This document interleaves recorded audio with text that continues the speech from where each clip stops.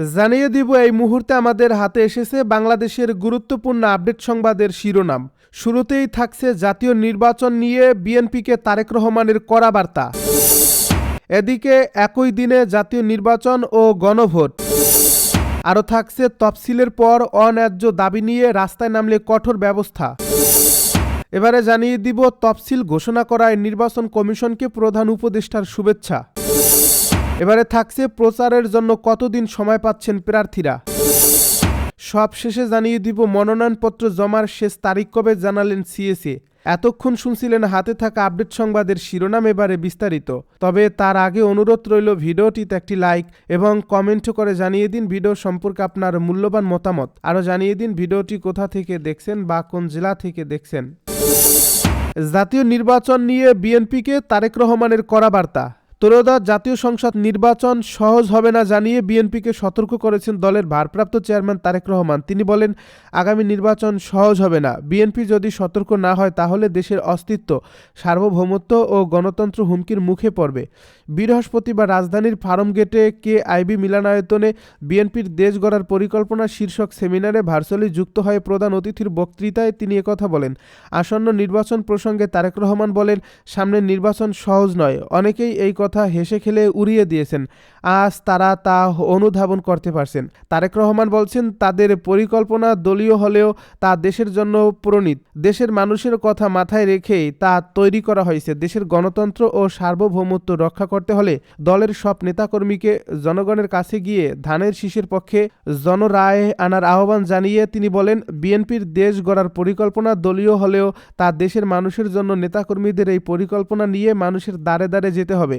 তিনি বলেন, দেশ গড়ার পরিকল্পনা নিয়ে বিএনপি নেতাকর্মীরা যদি মানুষের কাছে না যান তাহলে অন্য দলগুলো মানুষকে বিভ্রান্ত করার সুযোগ পাবে। তারেক রহমান বলেন, আগামী নির্বাচনে ধানের শীষের পক্ষে জনরায় আনতে হলে সর্বোচ্চ আন্তরিকতা নিয়ে কাজ করতে হবে। একই দিনে জাতীয় নির্বাচন ও গণভোট। ত্রয়োদশ জাতীয় সংসদ নির্বাচনে ভোট গ্রহণ করা হবে আগামী 12 ফেব্রুয়ারি।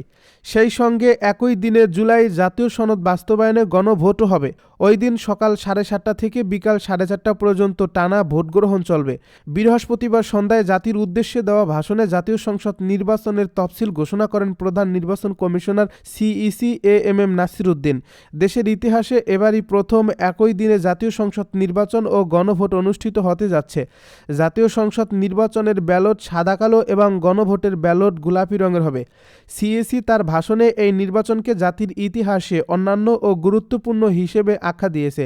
তার মতে এটি প্রকৃত গণতান্ত্রিক ধারা পুনঃপ্রতিষ্ঠা এবং কাঙ্ক্ষিত সংস্কার প্রশ্নে সিদ্ধান্তের নির্বাচন। সিএসি তার বক্তব্যে উল্লেখ করেন, মানসম্মত নির্বাচনের অনুপস্থিতি প্রায়শই জাতির ঐতিহ্য ও প্রত্যাশাকে মিলান করছে, যার প্রেক্ষাপটে 2024 সালের গণ অভ্যুত্থান সংগঠিত হয়েছে।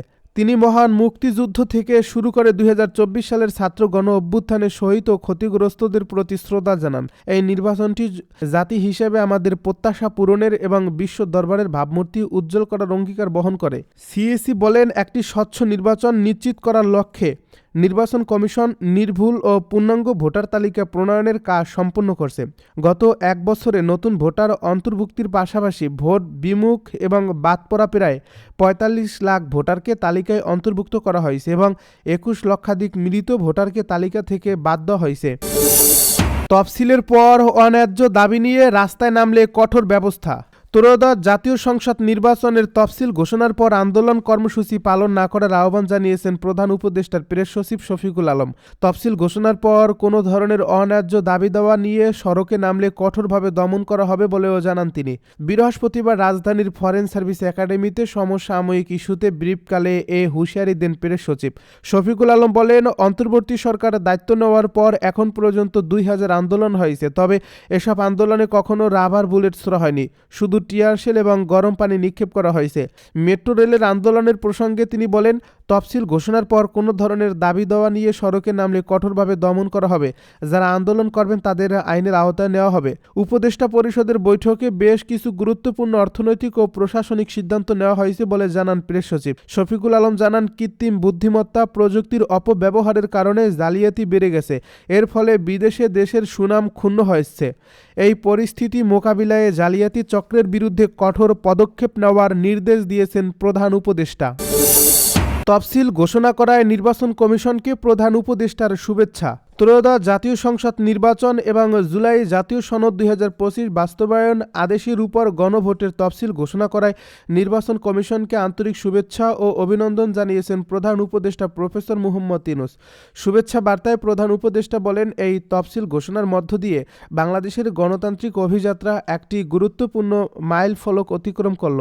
তিনি বলেন, ঐতিহাসিক গণ অভ্যুত্থানের পর দেশ এখন যে নতুন পথে অগ্রসর হচ্ছে, এই নির্বাচন ও গণভোট সেই পথের দৃঢ় করবে, গণমানুষের মতকে প্রাধান্য দেবে এবং নতুন বাংলাদেশের ভিত্তি আরও সুসংহত করবে। প্রধান উপদেষ্টা আরও বলেন, আমি বিশ্বাস করি নির্বাচন কমিশন তাদের সাংবিধানিক দায়িত্ব পালন করবে স্বাধীনভাবে, নিরপেক্ষভাবে এবং সর্বোচ্চ পেশাদারিত্বের সঙ্গে। নির্বাচন ও গণভোটকে উৎসবমুখর, অংশগ্রহণমূলক ও সম্পূর্ণ সুষ্ঠুভাবে সম্পন্ন করার লক্ষ্যে অন্তর্বর্তীকালীন সরকার নির্বাচন কমিশনকে সব ধরনের প্রয়োজনীয় সহায়তা প্রদান করবে। দেশের রাজনৈতিক দলসমূহ, প্রার্থী, গণমাধ্যম, সুশীল সমাজ এবং সর্বোপরি দেশের জনগণের প্রতি আহ্বান জানিয়ে প্রধান উপদেষ্টা বলেন, এই নির্বাচন ও গণভোটকে একটি জাতীয় ঐক্যের উদ্যোগ হিসেবে গ্রহণ করুন। ভিন্নমতের প্রতি শ্রদ্ধা, শান্তিপূর্ণ পরিবেশ এবং গণতান্ত্রিক আচরণ আমাদের সামনের দিনগুলোকে আরও স্থিতিশীল করবে। প্রচারের জন্য কতদিন সময় পাচ্ছে প্রার্থীরা? আগামী বছরের 12 ফেব্রুয়ারি ভোট গ্রহণের দিন রেখে ত্রয়োদশ সংসদ নির্বাচন এবং জুলাই সনদ বাস্তবায়ন প্রশ্নে গণভোটের তফসিল ঘোষণা করছেন প্রধান নির্বাচন কমিশনার এএমএম নাসির উদ্দিন। তিনি জানান, প্রচারণার জন্য 22 জানুয়ারি থেকে 10 ফেব্রুয়ারি পর্যন্ত সময় পাবেন প্রার্থীরা। বৃহস্পতিবার জাতির উদ্দেশ্যে দেওয়া ভাষণে প্রধান নির্বাচন কমিশনার জানিয়েছেন, প্রচারের জন্য প্রার্থীদের মোট 20 দিন সময় দেওয়া হয়েছে। এছাড়া ঘোষিত তফসিল অনুযায়ী জাতীয় সংসদ নির্বাচনে মনোনয়নপত্র জমা দেওয়া যাবে 12 থেকে 29 ডিসেম্বর পর্যন্ত। তা বাছাই হবে 30 ডিসেম্বর থেকে 4 জানুয়ারি। মনোনয়নপত্র প্রত্যাহারের শেষ তারিখ 20 জানুয়ারি। তার 3 সপ্তাহ পর হবে ভোট গ্রহণ। সিএসি বলছেন, 2026 সালের 12 ফেব্রুয়ারি সারা দেশে ভোট উৎসব হবে। এদিন 300 আসনে ত্রয়োদশ সংসদ নির্বাচন ও জুলাই সনদ বাস্তবায়ন নিয়ে গণভোট হবে। মনোনয়নপত্র জমার শেষ তারিখ কবে জানালেন সিইসি।